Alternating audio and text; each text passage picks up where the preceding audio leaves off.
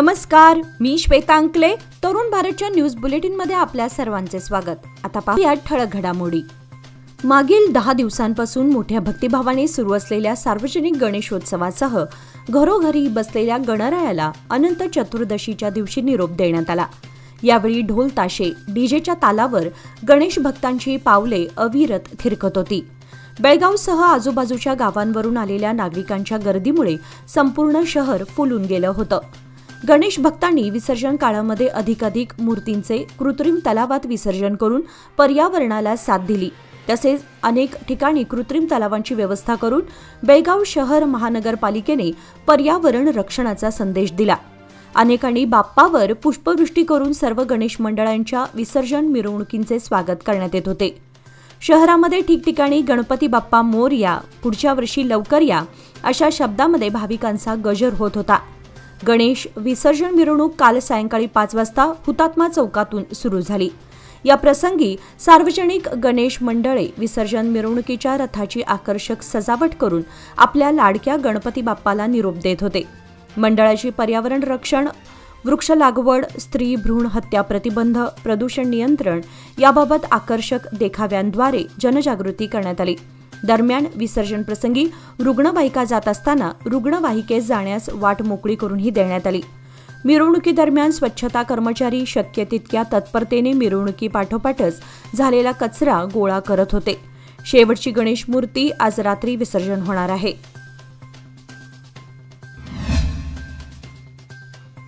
गँगवाडी परिसरात अवैधरित्या देशी विदेशी दारू विक्री होत असल्याची माहिती मिळताच माळमारुती पोलीस स्टेशनचे पीएम मोहिते आणि त्यांच्या पथकाने धडक कारवाई केली.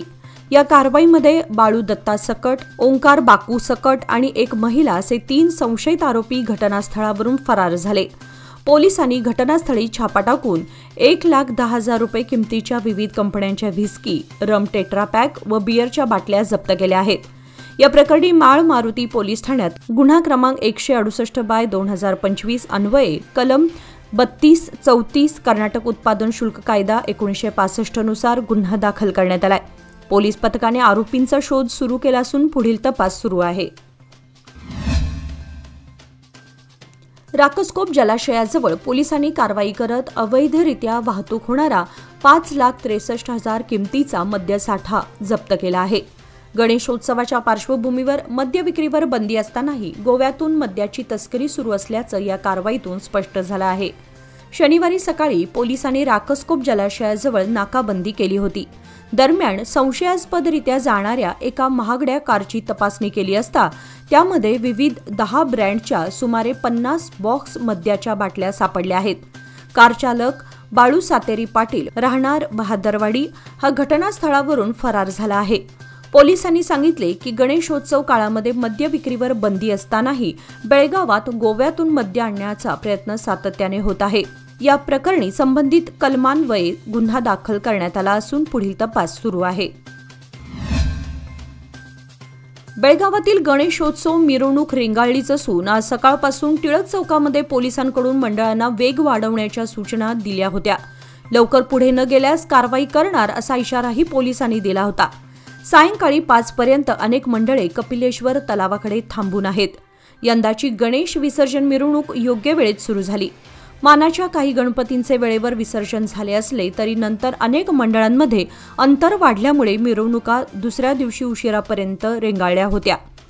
वेळेचं भान ठेवून मंडळांनी गणरायाचं विसर्जन होणं गरजेचं असल्याचं मत अनेक गणेश भक्तांकडून होत आहे. मानाच्या काही गणपतींचं विसर्जन वेळेत झालं, मात्र इतर मंडळांनी वेळ न पाळल्यानं मिरवणूक दुसऱ्या दिवशीही सुरू आहे. बेळगाव पोलीस मंडळांपुढे हतबल झाल्याचं दिसून आलं. खडे बाजार आणि धर्मवीर संभाजी चौकामध्ये गर्दीच्या ठिकाणी पोलिसांना न जुमानता काही मंडळांच्या कार्यकर्त्यांनी फटाके, सुतळी बॉम्ब उडवले आहेत. पोलीस प्रशासनाचे नियम धाब्यावर ठेवून मंडळाच्या कार्यकर्त्यांकडून कार्य केल्याचं बोललं जात आहे. पोलीस आयुक्त भूषण बोरसे यांनी यंदा विसर्जन मिरवणुकीचे सूक्ष्म नियोजन केलं होतं आणि लवकर मिरवणूक संपवणार असंही सांगितलं होतं. मात्र अद्याप देखील गणेश मूर्तींचं विसर्जन बाकी आहे. फक्त काहीच मंडळांनी वेळा पाळल्या, पण त्यानंतर मिरवणूक रेंगाळली. मागच्या वर्षी सायंकाळी विसर्जन मिरवणूक संपलेली होती. यंदा मागील वर्षीचा विक्रम मोडला आहे. दरम्यान मिरवणुकीत डीजेच्या दणदणाटामुळे रहिवाशांसह गणेश भक्तांनाही त्रास होत होता. तसेच ढोलताशा पथकांनीही आवाजाची मर्यादा ओलांडली. या दरम्यान पोलीसही हतबल झाल्याचं दिसून आलं. गणेश विसर्जनाच्या आनंदात काळाने घाला घातला. शहरातील जक्कीनहोंड तलावामध्ये विसर्जनावेळी पाण्यात बुडून राहुल बॅकवाडकर वय 33 राहणार वड्डरवारी या युवकाचा दुर्दैवी मृत्यू झाल्याची घटना घडली. घराबाहेरून गणेश मूर्ती विसर्जनासाठी राहुल कुटुंबासोबत तलावाजवळ आला होता. विसर्जन सुरू असतानाच अचानक पाय घसरून तो पाण्यात पडला आणि बुडून गेला. घटनास्थळी उपस्थित नागरिकांनी त्याला वाचवण्याचा आटोकाट प्रयत्न केला. त्यानंतर तातडीने बिम्स रुग्णालयात त्याला दाखल करण्यात आलं. मात्र डॉक्टरांनी त्यांना मृत घोषित केलं. या घटनेमुळे परिसरात हळहळ व्यक्त होत असून विसर्जनाच्या दिवशीच घडलेल्या या दुर्घटनेने गणेश भक्तांमध्ये शोककळा पसरली आहे. लोकमान्यच्या मुदत ठेव योजना म्हणजेच सुयोग्य कालावधीत सर्वोत्तम व्याजदर. आता तुमच्या गुंतवणुकीवर मिळवा 10.60% परतावा. अधिक माहितीसाठी आजच संपर्क करा 1800212450. लोकमान्य, प्रत्येक पावलावर तुमच्या सोबत. योजना फक्त सभासदांकरिता. नियम व अटी लागू. अनंत चतुर्दशीच्या दिवशी गणपती विसर्जनासाठी गेलेल्या 18 वर्षीय युवकाचा मलप्रभा नदीत बुडून मृत्यू झाल्याची हृदयद्रावक घटना येडोगा, तालुका खानापूर येथे घडली. संजय उर्फ शुभम यल्लाप्पा कुपटेकर वय 18 राहणार येडोगा असं मृत युवकाचं नाव असून तो चापगाव येडोगा मार्गावरील मलप्रभा नदी पुलाजवळ विसर्जनासाठी गेला होता.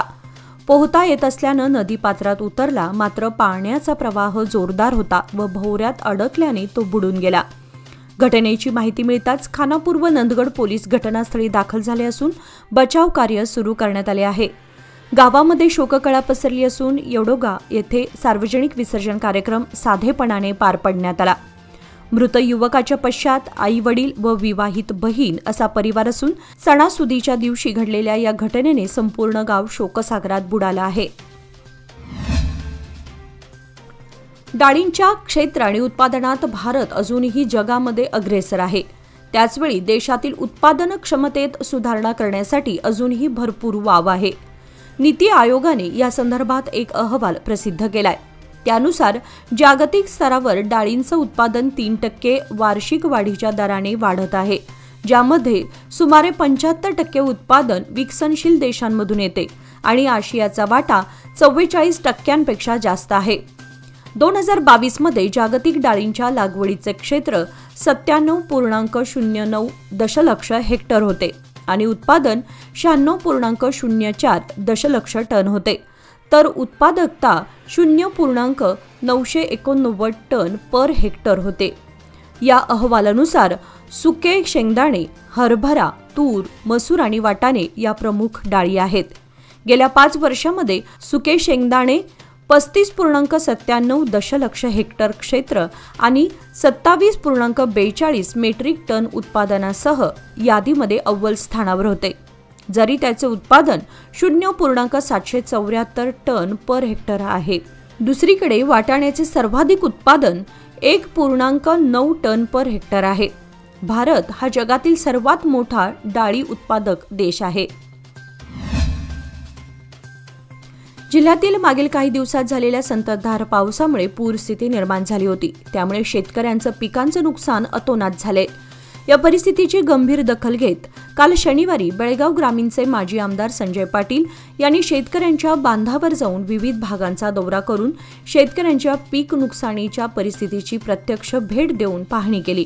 भेटीदरम्यान त्यांनी लवकरात लवकर पिकांचे पंचनामे करून अहवाल सादर करून नुकसान भरपाई शेतकऱ्यांना मिळावी अशी मागणी राज्य सरकारकडे केली. दौऱ्यादरम्यान आमदार पाटील यांनी शेतकऱ्यांशी संवाद साधून त्यांचे प्रश्न, अडचणी व तातडीच्या गरजा समजावून घेतल्या. शेतकऱ्यांनी शेती पिकांचं झालेलं नुकसान, जनावरांसाठी चाऱ्याची कमतरता तसेच घरांचे झालेले नुकसान याबाबत माहिती दिली. यावेळी ग्रामीण मंडळ अध्यक्ष युवराज जाधव, उमेश पुरी, सुभाष चौगुले यासह इतर शेतकरी उपस्थित होते. शिक्षक दिनानिमित्त मराठी विद्यानिकेतन विद्यालयाच्या वतीने धर्मवीर संभाजी चौकात पर्यावरणपूरक गणेश पूजनाचा सामाजिक संदेश देण्यात आला.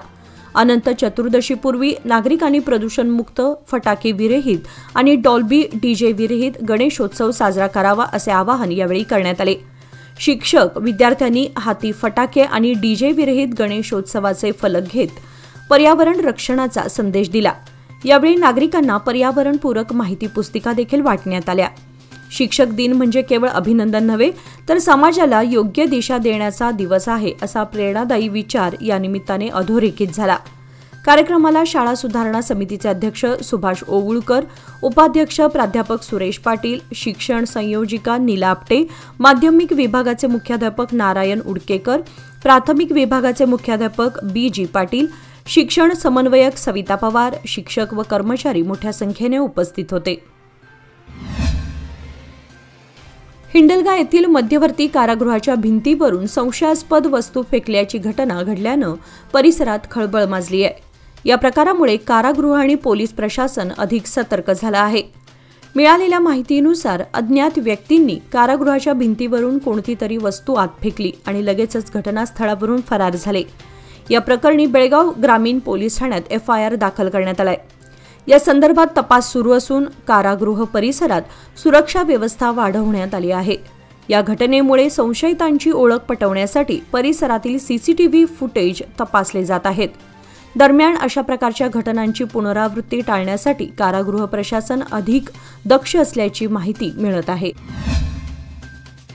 याचबरोबर आजचे बातमीपत्र इथे संपले। अधिक माहिती आणि ताज्या घडामोडींसाठी पाहत रहा तरुण भारत न्यूज चॅनल। तसेच आमच्या चॅनलला लाईक, शेअर आणि सबस्क्राईब करायला विसरू नका आणि विश्वासार्ह बातम्यांसाठी दररोज वाचा दैनिक तरुण भारत। धन्यवाद।